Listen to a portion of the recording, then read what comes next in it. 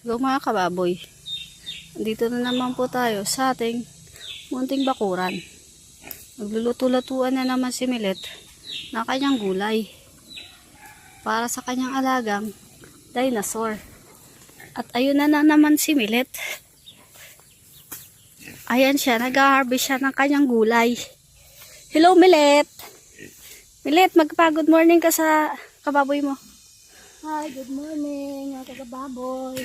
Good morning ma. Naman tayo magkuha ng luto sa pagkain ng baboy.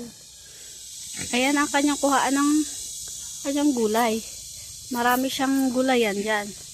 Di siya nauubusan ng gulay, mga kababoy. Ganyan si Milit maghiwa. Ang kanyang gugulayin.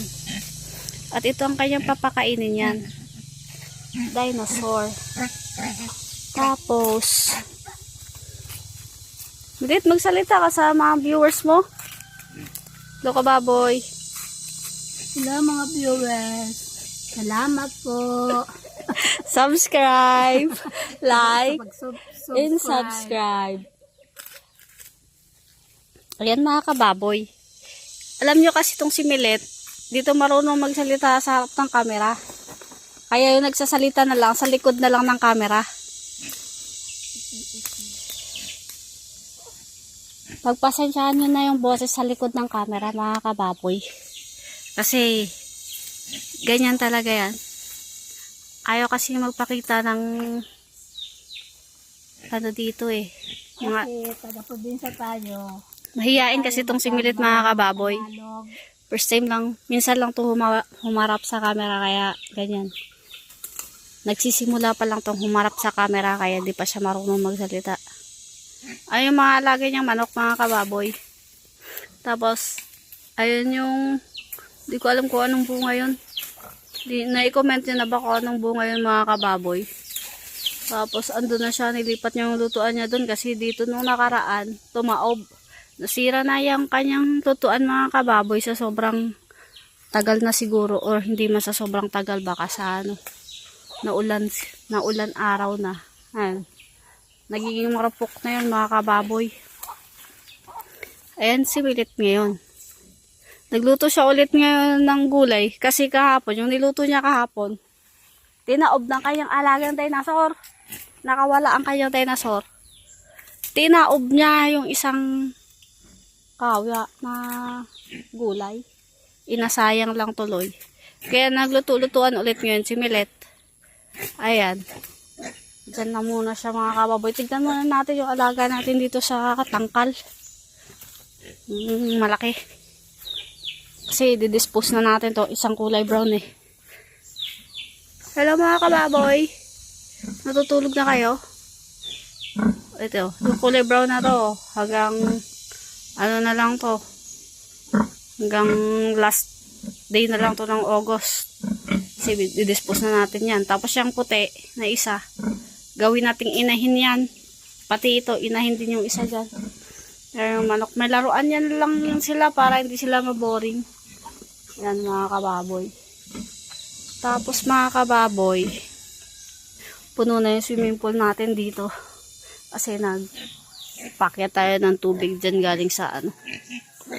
Galing dun sa ating balloon. Gamit ang submersible pump. Mga kababoy, naayos namin yung fish pan doon kahapon kasi malapit na siyang magbuwal. Tapos umulan naman ng sobrang lakas.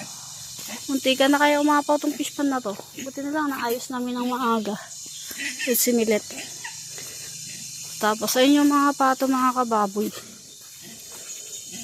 Lera sila doon. Yun, mga pato. Ayun mga pato. Andun din si Ibang. Si Ibang na hindi marunong maglimlim. Alam niyo ba mga kababoy? Isa sa mga pato na yan ng itlog na. 5. Doon. Pakita ko sa inyo yung itlog ng pato. Tapos ito mga kababoy. Ayusin natin to. Lagyan natin ng takip dyan sa gilid. Para ililipat na natin dito yung bibi natin.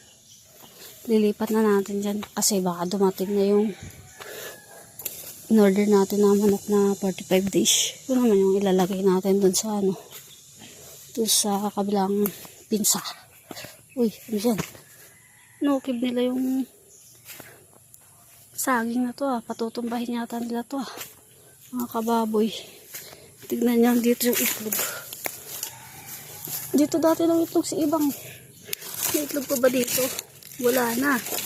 So, wala na yung itlog dito ni Ibang. Hindi na siya ng itlog. Hindi nga naglimlim eh. Tapos mga kababoy, dito may itlog dito. Yan o, itlog ng pato. 5. Yan. Paramihin natin yan mga kababoy. Tapos, aray ko, para malimliman nila. Sana maglimlim. Sana maglimlim. Tapos, sana magtuloy-tuloy yung pag itlog nila para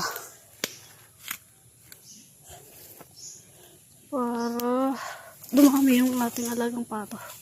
May bahay-bahayan yan sila dito. Yan. Pero, kahit na umulan mga kababoy, di yan sumisilong yung pato natin. Ayaw nila pumasok dito sa ating pinsa.